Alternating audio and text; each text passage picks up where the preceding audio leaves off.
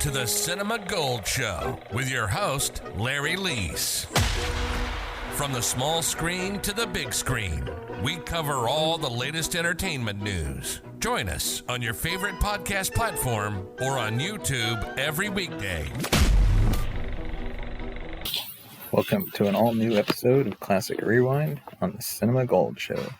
I am your host, Larry Leese. Today we're continuing our series of Quentin Tarantino films with Jackie Brown.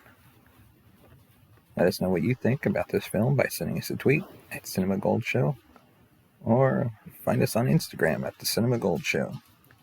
And you can leave a comment there as well. Thanks, and let's get in. When Jackie Brown first dropped in theaters, it was 3 years since Quentin Tarantino first stunned the cinema world with his 100 million plus box office gross with Pulp Fiction. Since then, the filmmaker has begun to make a name for himself, from being co-director of The Four Rooms, screenwriter of the gory vampire fest From Dusk Till Dawn, and while also releasing several of his films. In between, he's moonlighted as an actor with several decidedly unmemorable performances. Now, with much fanfare and anticipation, we reach Tarantino's third directorial effort, Jackie Brown.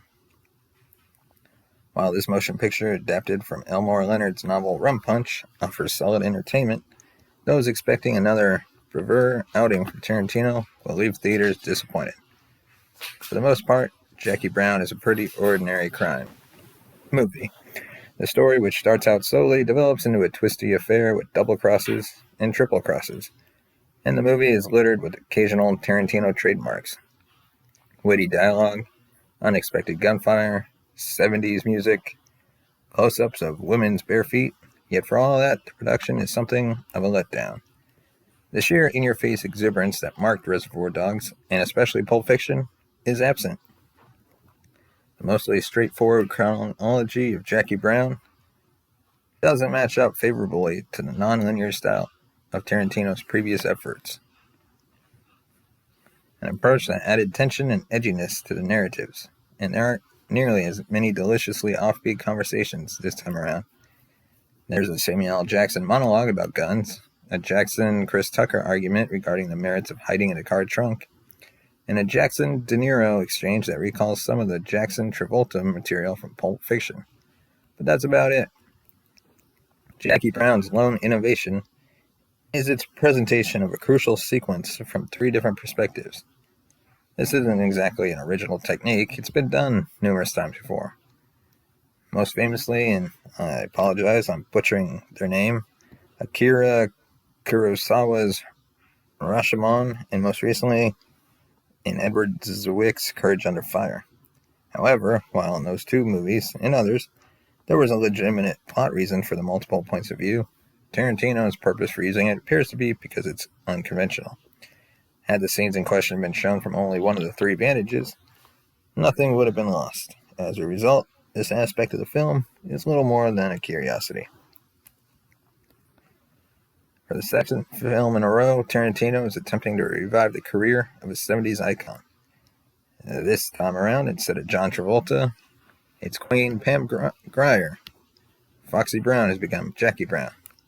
In one of the many nods to the most famous segment of Grier's career, Tarantino uses a 70s song to accompany her first appearance during the opening credits. There's also several instances during Jackie Brown when the director offers a sly wink towards certain conventions of the blaxploitation genre. Pam Grier is Jackie Brown, a flight attendant who gets caught transporting drugs and money into the U.S. She's working for gun dealer Ordell Robbie, played by Samuel L. Jackson, but she keeps her mouth shut under questioning despite pressure from Ray Nicolette, played by Michael Keaton, a federal official. No longer sure whether or not he can trust Jackie, Ordell arranges for a bail bondsman, Max Cherry, to post the necessary $10,000, then plans to shoot Jackie if she proves disloyal. Jackie passes Ordell's test, however, and soon the two of them are plotting a way to smuggle $500,000 of Ordell's money into the United States without tipping off the feds. Soon, just about everybody is after that money, including Jackie, Max, Ray, Ordell's perpetually oversexed and drugged out girlfriend, Melanie, and his right-hand man, Louis. Unsurprisingly, the most memorable performance is turned in by Samuel L. Jackson. But Ordell isn't nearly as invigorating or compelling a character as Jules from Pulp Fiction. In addition to looking fantastic, Pam Grier is also quite good, although hers is not an Oscar-caliber performance. Robert Forster and Michael Keaton are solid in their tough guys who rarely smile roles. Bridget Fonda is around for 3 discernible reasons: looking sexy in a bikini to provide a little twisted comedy, and satisfying Tarantino's foot fetish. De Niro is criminally underused in a part that could have been played equally well by any grungy-looking middle-aged actor. The film, which clocks in at several minutes over the 2.5-hour mark, is probably too long for the material, but the plot is convoluted enough to keep us guessing throughout.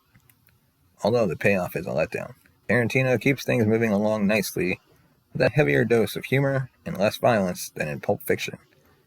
But on the whole, this movie seems more like the work of one of his wannabes than something from the director himself. When it comes to recent capers films, Jackie Brown is a second-tier effort.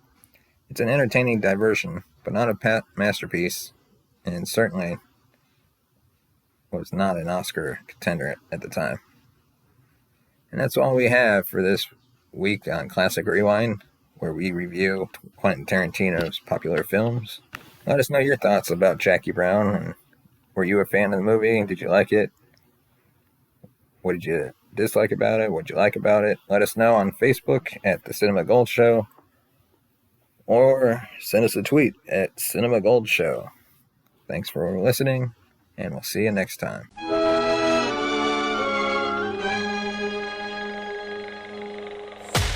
Thank you for watching The Cinema Gold Show. If you liked what you heard, subscribe to our podcast on all major platforms. Follow us on Twitter at Cinema Gold Show. And like us on Instagram at The Cinema Gold Show. Support the show by buying us a coffee at buymeacoffee.com/cinemagold. As always, thank you for listening.